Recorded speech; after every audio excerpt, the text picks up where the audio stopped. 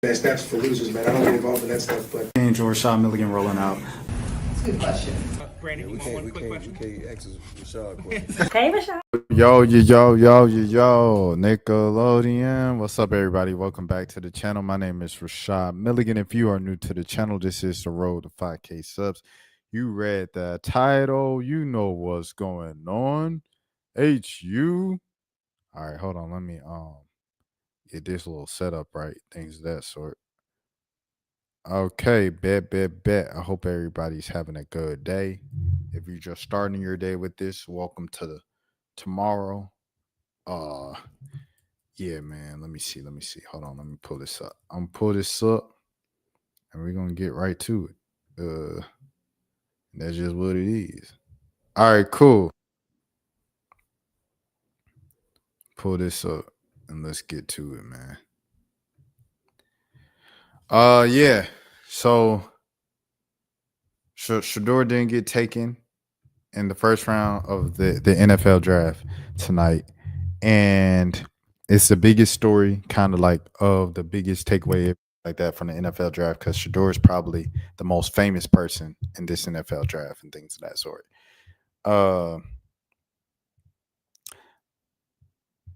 I definitely have to start off by saying this, bro.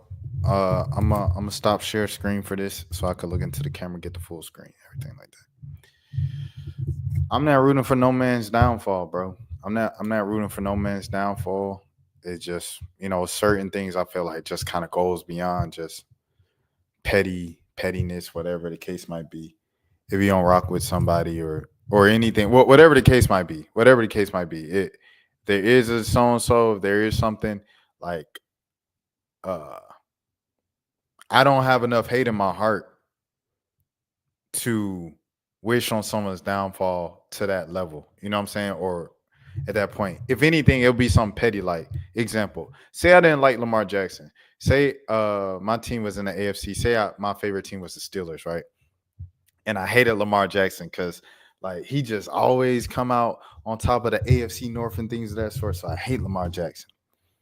Me, like rooting against him and rooting for him to fail would be like if Lamar Jackson beat us, the Steelers, in the playoffs, he get to the Super Bowl, and he gets to the Super Bowl. He has a chance to win his first Super Bowl.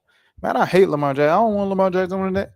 Me wanting to see his downfall, his loss would be like a good game. Both teams came out, played hard, everything like that. And at the very last second, the last drive, the other team, say the Giants, go and win, win the Super Bowl. And he's sitting there like on the field, completely healthy. Everybody's healthy. Everybody came out of the game and stuff like that, enough to hold their head high or hang their head with the towel over their head and do the press conference and be a sore loser about it, whatever the case. Me enjoying that and rooting for that, that's me rooting for someone downfall or something like that with someone I might not rock with, something like that. Something like this, like draft positioning, career stuff, like all of those things, when all that, I'm not with that, bro. I'm definitely not with that because I don't know. Like at the end of the day, we're all human, bro. It's like I said, if you're human, rival high schools, correct? And you have this rivalry. Oh man, I hate anybody that went to Beecher Street. I hate anybody that went to so and so school. For us, it was McEachern because I went to Marietta in Cobb County, and because we like the real MHS, y'all the fake MHS. At the end of the day, it was like a tragedy that happened at McEachern at the fake MHS my freshman year. And I was like, man, like humanity just kicked in of just like, man, a mom just lost her son. You know what I'm saying? This kid was 17, 18 years old, freshman. I mean, senior running back, star running back of the team, was committed to Vanderbilt and stuff like that. At that point, I'm just like, man, I feel so bad. Like, rest in peace, brother. Like, anything I could do to help out the friends of the community, like let me know. I got you. Because at the end of the day, we all humans beyond our, petty little differences and rivalries that we create and stuff like that. So it's the same thing right here. Like, regardless of whatever, woo woo. At the end of the day, I'm not rooting for somebody else to fail, bro. That's weird. That's weird behavior to me. And especially not no black man. Like, and I know some people, oh, he's pulling the race card. He's a that's just keeping it a beam, bro. Like, Shedeur is a good kid. You know what I'm saying? I think a lot of people don't like him for the characteristics and the traits that he, might have just inherited and got him from his dad, bro. It just is what it is. And what I'm saying, the characteristics, everything, you'll be like, what characteristics? It's just him being extremely confident to the point where it might come off as boastful to other people. Like, look at this chain, bro. You know what I'm saying? Like, so yeah, like people that rubs a lot of people the wrong way. But at the end of the day, you gonna have to respect him. Like, you can hate it all you want. You gonna have to respect. If he balls out, like the way is like me, I seen it the whole time. I seen when he first came to Jackson State, and people was like, "Oh no, it was whatever." I said, "Bro, he had like offers from Alabama. Do you realize that?" Like, and they'd be like, "Oh, well, a lot of people get offered from the big schools, especially if your dad's Deion Sanders." I was like, "Okay, all right, bet. Watch this." But he came in Jackson State freshman season. Of course, they like, what I'm saying, went into the portal hard, got a lot of good players and stuff like that. Came in Jackson State first season, they dominated. Second season, he was even better. I'm like, oh man, this is crazy. He ran, had a big run in one game at the vet. I said, oh snap, man got wheels. Because Shedeur don't run. That's one of the reasons why people might be like, oh, that's why he falling. But yeah, man, Shedeur got even better sophomore season. And he was even in consideration. They saying is an HBCU player for the first time since Steve McNair going to be in the Heisman talks. Steve McNair, that was like 95, 96, whatever, and things of that sort. The first time since then was Shedeur Sanders that he could be in consideration as an FBS player, HBCU player, to be in consideration for the Heisman talks. That's just how well he is playing. So they say, it's still FBS, it's still HBCU. Okay, cool. We're going to transfer to a Power 5 school. Now it's Power 4. And they say, oh, they can't do it, this and that. Woo, woo. They come out first game. You know the script. You know the story. First game at TCU, who was ranked at the time, end up having a bad season. But that's nonetheless. At the time, they were ranked, and it was on the road, hostile environment. And Jokers balled out, him and Travis. And they showed that we can do it coming from an HBCU. Ever since then, Buddy had a pretty good 2 solid years at Colorado. Yes, took a lot of sacks. Yes, he's not the most mobile guy. Yes, all of those things are legitimate conversations, but he made some amazing plays. I'm not going to lie to you at Colorado. And it would be one thing if it was just one amazing play, but he had like a couple buzzer beaters that like forced overtime or won the game, and comeback drives and last minute drives, everything like that. So you have to salute that, bro. And you have to acknowledge game is game, bro. Like, you can play or hate all you want, but like, Buddy's good and he's earned it. And there's been so many people who haven't been good, you know what I'm saying? Or there's been people who had questionable characteristics, right? And it's like, wearing a house around it. And that guy, it's just like what am I saying? I got thrown off track. But it's been so many quarterback prospects and NFL draft prospects in the past who've had question marks like, oh, he might hold on to the ball too much because he takes sacks, or he makes a lot of erratic decisions on the field, and that can tend to lead to turnovers and interceptions once you get to the next level. There's been quarterbacks with those type of question marks, and they've taken them because in the first round because the upside is there as well. It's like, yes, this could be bad, but this could also be really good. I don't know, right? So if that's happened in the past, then like, why didn't Shedeur get that benefit of the doubt? He best stay out of LA. It's crazy.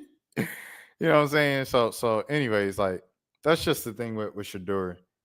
It's like, I understand people's concern. Because for me, going into it, I knew what the deal was because I just followed it so much through work of just like the Saints more and more, it sounded like they weren't interested in him at 9. So it's like, okay, the Saints not going to take him at 9. Who's the next people that's going to take him? They said Pittsburgh at 21. So I already expected him to slide to 21. Once he got to 21 and Pittsburgh passed up on him, but didn't just pass up on him. They didn't draft a quarterback, period. They didn't draft Jackson Dart, and they didn't draft Milrow. Now, if you like Jalen Milrow, he wasn't on anybody's team. He's supposed to go second, third round. Milrow was invited to the green room first. That's notable. Second, he accepted the invite to the green room night one. So that made me think that Milrow knew something that we didn't from a team. Like a team showed so much interest in him. He just know he going to Pittsburgh. Well, they didn't take Milrow, they didn't take Dart, and they didn't take Shedeur. So that surprised me double that they didn't take a quarterback at all. But it also said a lot about what NFL teams thought in general, not just about Shedeur, but the quarterback class at large. Of just they just don't like this class of quarterbacks. So it's all of these things, right? That is going into it. But at the same time, when New York traded back into the first round, and they took Jackson over Shedeur, at that point, I'm like, yo, this is insane. And it's not no knockoff to Jackson Dart, because Jackson Dart was a solid SEC quarterback. He was pretty, you know what I'm saying? A lot of people would say mid and things of that sort, but he was a solid, you know what I'm saying? SEC quarterback. Made some throws, made some plays, but more than all, made plays. He get it done with his legs. He's a pretty physical dude and stuff like that. Well, ain't afraid contact himself to get a couple yards and stuff. He's a good player. He's a good quarterback. But Shedeur, like I said, if you can get that type of value at 25, why not? Or 20, whatever New York traded back for. So it was weird. It was weird, bro. It was weird. I'm not even gonna lie to you. I was surprised about the trade back in for the Giants, and they didn't take them. I was surprised at 21. Those were the only two places I was surprised at. Everything else was kind of like just as supposed to go. But it is something that, I wanted to address and I wanted to say, because I just see a lot of people like celebrating the fact that he wasn't picked tonight. And, I'm saying, this kid works, I'm saying, hard for 22, 23 years. And it's a lot of people that say on the other end, right? On the other end of like, oh, I feel so sorry for Shedeur. Father God, wrap your arms around Shedeur and everything like that. And we all need prayer, things of that sort. At the same time, the kid ain't in an orphanage, or he ain't in an orphanage now. Like some of y'all gassing it. He ain't in no orphanage. Shedeur was born rich. On top of that, when his dad won't giving him money, everything like that, he got to college, got his own money. He became rich in college, stayed rich from his freshman year, because his freshman year at Jackson State, I think it was like the first year of NIL. So Buddy always had money coming in. He's one of the more marketable people. He made a name for himself. It's plenty of celebrity kids, like a kid of Deion Sanders, who ain't got none going for themselves. They still, you go on their Instagram, they trying to get a struggling clothing brand out the line. And shout out to clothing brands, they ain't no shot. But it's just like, it's a lot of people trying to figure out their identity and what do I do as an adult now? Because my entire childhood, I was spoiled. And in my entire teenage years and everything like that, I'm trying to figure out what I want to do. And I'm kind of living off of daddy's money or mommy's money as a celebrity. And Shedeur did not do that. You know what I'm saying? Like, Shedeur didn't do that. Cayenne Anthony's not doing that right now. And Bronny didn't do that. Bronny didn't, as LeBron says all the time, Bronny had to go to the NBA. But Bronny worked hard, and I know the Bronny situation is a thing that's very tough. You got to look at it like this. His freshman season at Sierra Canyon, he's on one of the best basketball teams in the country. They had two NBA players in the starting lineup, Brandon Boston and Zaire Williams. And then they had two G League players on the roster, which is Amari Bailey as a freshman and then Bronny James as a freshman. As a freshman, a true freshman in high school on a varsity starting team and one of the best basketball teams in the nation, this kid was in the rotation. He worked his way up to be a high school McDonald's All-American. And not only was he just named to All-American, he scored 15 points in the game, scored the go-ahead bucket in the corner 3 in Houston. And he proved that he deserved to be there. Now, USC didn't go as well because his heart literally stopped in a preseason workout, and he came back midway through the season, limited minutes, eased his way back in.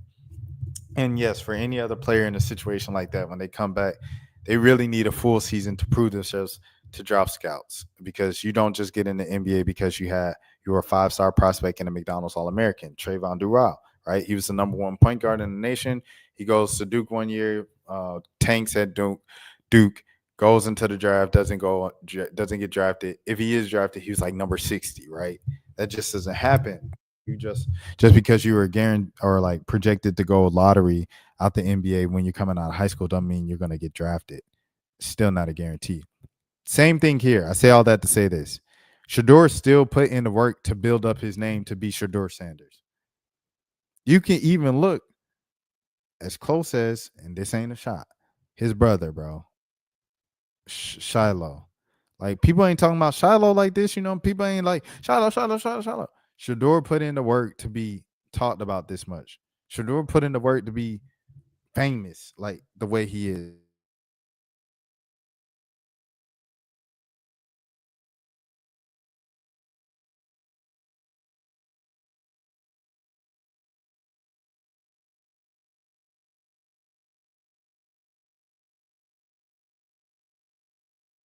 Shedeur worked his way up to this, bro. You know what I'm saying? It wasn't just handed to him just because he was Deion Sanders' son. Like, let me think of a random kid. Like, Omarion's son, bro. Anybody have any idea what Omarion's son is doing? Like, I seen Omarion's son on him the other night in the Millennial Tour. He was young. He brought him on stage and he crumped with his dad. And then he brought out his daughter, and his daughter did a little dance move and a pose too as they left. And he said, "This is who I do it for, my kids." Man, don't nobody who know Omarion's son name off top. If you not know Big Omarion Stan, B2K Stan, who know Omarion's son name? Who know Julius Randle's son name? Who knows uh let me think of another person, bro. That's popping, lit. What's Jalen? If Jalen Brunson has a son, what's his son name? We don't know.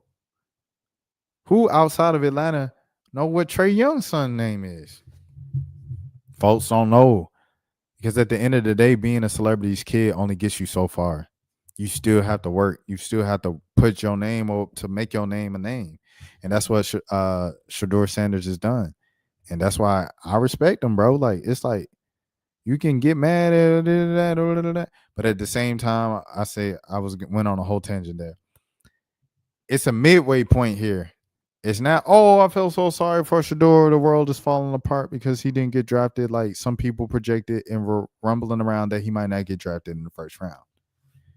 It's also not, yay, celebration time. This will humble him. He needed to be humbled.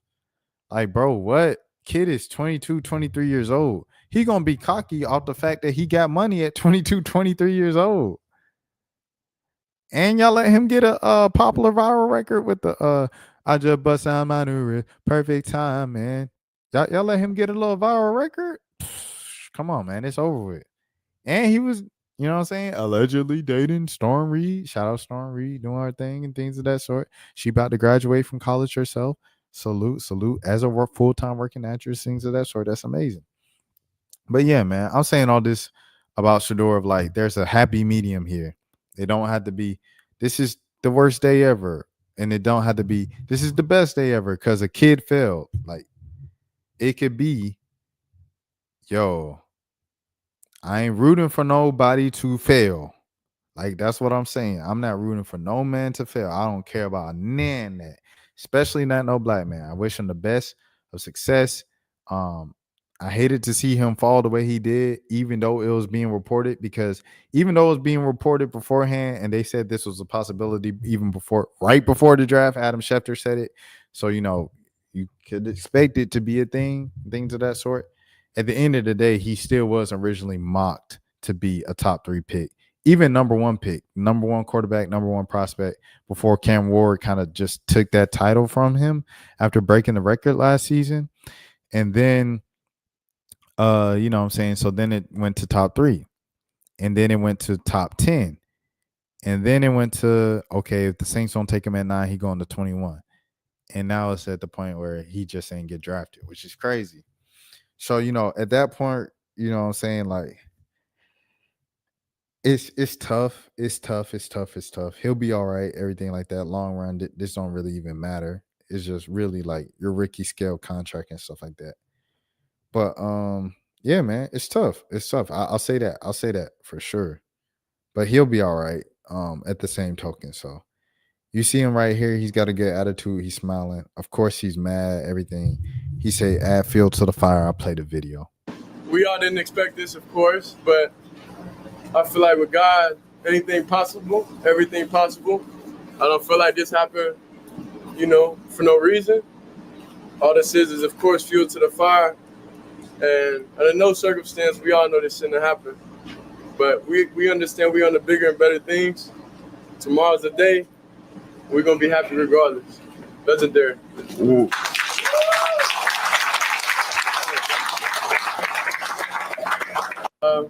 Yeah, so there it is, man. But when you have all those people there, ESPN cameras, NFL Network cameras, he had his Twitch people out there, and then he had his brother, Bucky, the oldest brother, Deion Sanders Jr. He had him out there with his vlogging camera. It was a lot of angles, a lot of people, you know what I'm saying? So it's like when you do all that, you put on clothes, you know what I'm saying? You got on the chain, you got the nice setup, you got all your friends and family and business associates out there. Yeah, you gonna feel away like I feel for bro for that sake, but he gonna be all right. He gonna be all right long run. But I ain't know. Yeah, Shedeur ain't get drafted. I'm a grown man. I pay bills, bro. And a lot of y'all is grown men and grown women up here. Yay, Shedeur didn't get drafted. It's the same way y'all do it. I hate to bring it back to DDG, but I'll bring it back to DDG. Yeah, yay, DDG. Yeah, he made highly upset. You better take Halo. You better take Halo away from DDG. Like, it's just like ridiculous, bro. Like, you're a grown person paying bills, bro, rooting for somebody else's struggles, and they like, you know what I'm saying? Like low moments in their life. That's crazy. That's a different type of hate. Like I said, if it's a game, if it's athletics, and I don't like the person and they lose a game, oh yeah. Oh yeah, I'm gonna talk my trash. I'm gonna be walking around smiling. Oh yeah, the Cowboy lost today. Rashad, why you so happy? The Cowboy lost today. I'm gonna be happy. Yeah. I'm gonna be happy. But when it come down to like life stuff, bro, like, did you hear Dak Prescott just got evicted and had to file for bankruptcy? Hey, no, yay, Dak Prescott, he broke. Like, no, bro, like, he's a human at the end of the day, bro. Like, dang, that's sad. This man was making millions of dollars. He just signed a contract extension. Now he evicted and out of the league because he hurt his leg. You know what I'm saying? Like, that's weird, bro. I ain't about to cheer for that. I don't hate nobody on earth that much to do that. Like, when Coach Prime lost his toes, you have to say, dang, Coach Prime, like, prayers up to Coach Prime, bro. Bro had all 10 toes his whole life. His feet helped make him the athlete he was. The dance. You do the dance on your feet. He high stepping, returning touchdowns on his feet. He's stealing bases and running in the outfield on his feet. You know what I'm saying? Feet is what made him. To the point, his shoe is an iconic Nike shoe. So I say all this to say, regardless of anything, my history, anything, bro, run-ins, words exchange, whatever you say to me, he say, she say, I ain't rooting for nobody's downfall, bro. Nobody. I don't have enough hate in my heart. Like, it's just, like, it gets to a point. It gets to a point, dude. So if you have that much hate in the heart, maybe it's time for you to, like, you know what I'm saying? Evaluate. Hold on now. What's going on here? I'm talking about him. I'm talking about them. I'm talking about them. But I'm like, why am I happy that he can't pay his bills and now his stuff on the curb? Why am I happy that she, fellas? We get into a real conversation now. Fellas, why are we celebrating her shortcomings in life after she dubbed you? Oh yeah, she say she don't want to see me no more. And then she couldn't pay her mortgage no more. So now I'm like, haha, yeah, now you walking on the side of the road instead of riding in the Maybach. Bro, what? I feel like if you get to that point, bro, you too far deep in. You got too much hate in your heart. It's time to let it out. I hold on to grudges. I hold on to stuff. I ain't even gonna hold you. I'm working through it. It's an issue. But folks ain't about to get to that point. You ain't about to let it get to that point. So I don't know. At all levels, myself included, check yourself if there's some hate out there, bro. Because if it's hate to that level for some personal life stuff, it's some deeper rooted issues that you got within yourself. Candace Owens, man, she turns on Donald Trump apparently. She said that she regretted voting for Donald Trump and she don't know what Trump she's seeing right now in the office. I guess the previous 8 years wasn't enough. Yeah. See, you feel me, Lee? You feel me, Lee? He said, hey, shawty, that Kirby got kidney stones. Like, that's crazy, bro. Nah, he didn't get drafted, Abraham. He didn't get drafted tonight, but it was just night 1 of 3. Yeah, but that's crazy. Like, she didn't want to go to the movies with me. I'm so glad that she got evicted. Like, what? That don't even make sense. Got too much hate in your heart, bro. But Candace Owens, apparently the last 8 years with Donald Trump wasn't enough to show her who Donald Trump was. And now she's like, who is this man? He's unrecognizable. So I didn't believe it when I seen the caption. I saw the first couple seconds of this video and then I cut it off and I was like, I want to react to this because this is crazy. Like, who would have thought? Who would have seen the day? Not me, not I. And Candace Owens, I feel like over the past couple of years been saying things that's like caters a little more to black people. And not even black people, but just like humanity. She's been on a more human side of issues and opinions the past, like, I say 2 years. And I was looking kind of weird at her for that. And people will ask her for that because then she did the Black Press Tour and stuff like that, where she did Breakfast Club and all these pods, right? And she was like, yeah. And then when she talked to them, the host would be like, yeah, you make a good point. And they like, you're not that bad. And they say, yeah, I'm not that bad. Like, you just got to meet me. But Democrats, they just write me off because anything that isn't them is a coon and they write you off and this and that. But I'm like, you definitely gaslighting right now because you know why you famous. We both know why you famous. You got famous saying outrageous things that went against black people. Being a black person, there's like a shock value there. Just like, dang, this black person said black lives don't matter. Like, that make you like pay attention. Like, who's a black person saying that? Anyways, regardless, I'll watch this. I never thought that I would see a day where I would be rooting for a university above Donald J. Trump and his administration. But I don't recognize his administration right now. I don't recognize what's happening. I have a theory. I do. We were kicking around some theories earlier. I'm sorry. I can't believe this. I'm not even gonna lie to you. I know I just made a whole soliloquy about it and stuff. I don't believe this, bro. And I know Candace Owens' like origin story of being like saved by her local NAACP chapter as a teenager. Like, I know her story. And then she was like a lifelong person who was with humanity. And then she was just like had a turning because she had the awakening of like, you know, when you're an adult, you have an awakening. You're like, maybe being Democrat just isn't always like the best thing, right? She had that, which is understandable. But then it's like she took it to the extreme the other way. And it's like, hold on now, what are we doing? But so seeing this, I don't know. I say all that to say this is I can't believe this. I can't believe I'm seeing this with my own eyes. In the team, and we were going, how could Trump be such a free speech enthusiast and allowing these things to happen, going after college universities, trying to suppress speech while pretending that you're not suppressing speech, while pretending that you're fighting DEI. It's so messy. It's so obvious. Everyone knows what you're doing. People who are still trying to grift, I suppose, are not willing to challenge you on this, which is ridiculous because when you are out of office, we are going to have to live with these consequences. Our children are going to have to grow up in this America. Okay. So when you threaten our speech, it's not worth it so that we can have pom-poms and go hurrah for a couple of years, then go, okay, well, yeah, now it kind of stinks because, we're getting arrested for wrongthink. We got David Friedman. Yeah, arrest him. Arrest Tucker Carlson and Candace Owens. Get them. I love it. And if you that's why she turned on. She's scared she about to get that Rico. I see now. She's scared she about to, okay. I understand it now. Shout out Lethal think it's going to stop with college campuses, you're out of your mind. So you better buck up and root for Harvard University in this fight.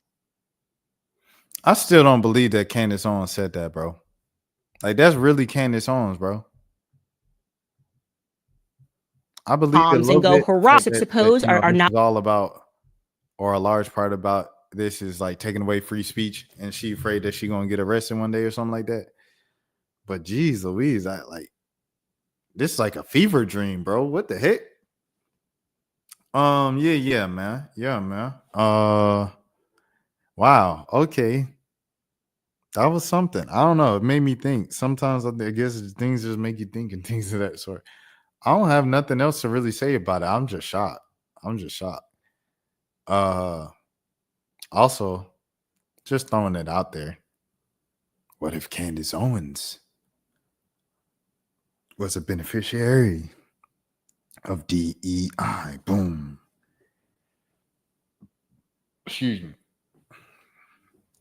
Candace Owens, excuse me, was Christian Leahy, white lady, saying the same things would she have gotten as big as she is today? I think part of the draw of a Jason Whitlock, of a Candace Owens is like, and then on the other side of a Joe Brown, it's the fact that they are black. Like, you get Judge Joe Brown to say Kamala's a ABC, a streetwalker, and this and that, and a homie hopper, and that's the only reason why she got to where she's at in politics. It's not because she got these degrees and she's worked in all three branches of the government. Like, the only reason is because she's a homie hopper. Like, I don't know, man. You know what I'm saying? Like, all those things, all those extremists and things of that sort. I think a part of the allure in the pool is that they're black. It's like Nick Fuentes, right? Like Nick Fuentes, I don't know if Nick Fuentes is like Hispanic or that. Like, I don't watch much of him. I just see his clips, and in his clips, he just be talking crazy. Like, he be saying like, "Oh yeah, and I guess a black person gonna do this, right?" And I'm like, "Oh, that's like his draw, like the shock value. He just says whatever comes to his mind." But like, still, if Nick Fuentes was black saying those same things, like, I think he'd be much more like bigger. I just think that's always like that pause. Like, it's crazy. But I think that's just the case with all of them.